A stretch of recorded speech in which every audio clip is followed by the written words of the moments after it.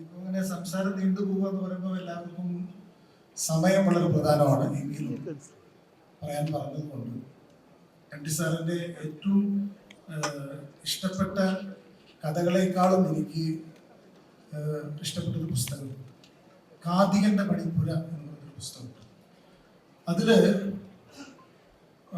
എങ്ങനെയാണ് ഒരു കഥ ഉണ്ടാകുന്നത് എന്ന് നിരവധി പേരുടെ ചോദ്യങ്ങൾക്കുള്ള മറുപടിയായിട്ടാണ് ആ പുസ്തകം മുന്നോട്ട് പോകുന്നത്. അപ്പൊ അതില് അദ്ദേഹം പറയുന്ന ഒരു ചെറുപ്പത്തിലുള്ളൊരു കാലത്തെ വർണ്ണിക്കുന്നുണ്ട്.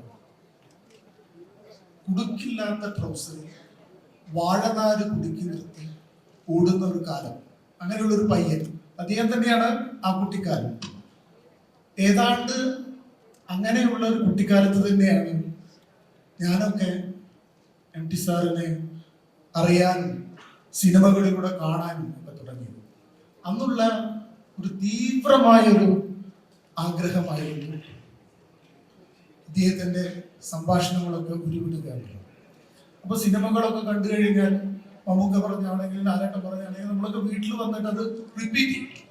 ആ റിപ്പീറ്റ് ചെയ്യുന്നതിൽ സംഭാഷണങ്ങളുടെ പ്രത്യേകത അറിയാൻ അതില് എനിക്ക് പെട്ടെന്ന് ഓർമ്മ വരുന്നൊരു സംഭാഷണം മെയ് 11, അതായത് വിൽക്കാനുണ്ട് സ്വപ്നങ്ങൾ എന്ന സിനിമയിലെ ഒരു സംഭാഷണമാണ്.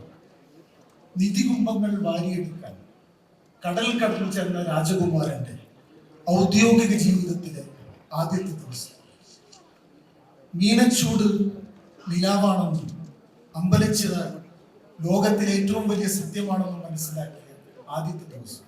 അപ്പം സുകുമാരൻ സാറിന്റെ രാജൻ എന്ന കഥാപാത്രം ഒരു കൺസ്ട്രക്ഷൻ കമ്പനിയിലെ കൽപ്പണിക്കാരനായിട്ട് തൊഴിലെടുത്ത ആദ്യത്തെ ദിവസം അദ്ദേഹം എഴുതുന്ന ഒരു ഡയറി കുറിപ്പാണ് ദുബായിലെ രാജൻ. അങ്ങനെ നിരവധി സംഭാഷണങ്ങൾ.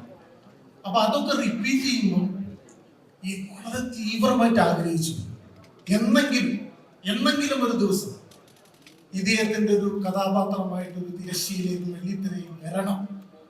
പക്ഷെ തീവ്രമായിട്ട് നമ്മൾ ആഗ്രഹിക്കുക ഒരു ദിവസം അത് വരും. അത്തരം അനുഭവങ്ങൾ ധാരാളം എൻ്റെ ജീവിതത്തിൽ ഉണ്ടായിട്ടുണ്ട്. ആ സംഭവം ഒരു ദിവസം പ്രിയൻ സാറിൻ്റെ ഒരു കോളായിരുന്നു രാത്രി.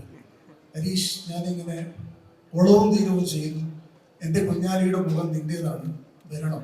അപ്പൊ കുറെ നേരത്തെ എനിക്ക് മുണ്ടാട്ടം മുട്ടിപ്പോയി. കാരണം അത്രയും ആഗ്രഹിച്ചൊരു സാധനം നമ്മളെ മുന്നിട്ട് വരികയാണ്.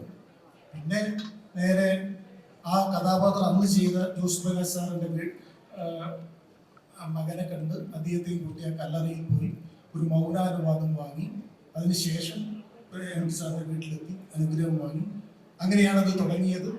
ഏതായാലും ഞങ്ങളുടെ ഓളവും തീരത്തിലും മാത്രമല്ല മനോരഥകളിലെ മുഴുവൻ സിനിമയിലെയും അണിയർ പ്രവർത്തകർക്കും നടന്മാർക്കും സാങ്കേതിക പ്രവർത്തകർക്കും എല്ലാവർക്കും ഹൃദയം നിറഞ്ഞ വിജയാശംസകൾ നേർന്നുകൊണ്ട് എം.ടി. സാർ ഒരിക്കൽ കൂടി ജന്മദിനാശംസകൾ നിർത്തുന്നു.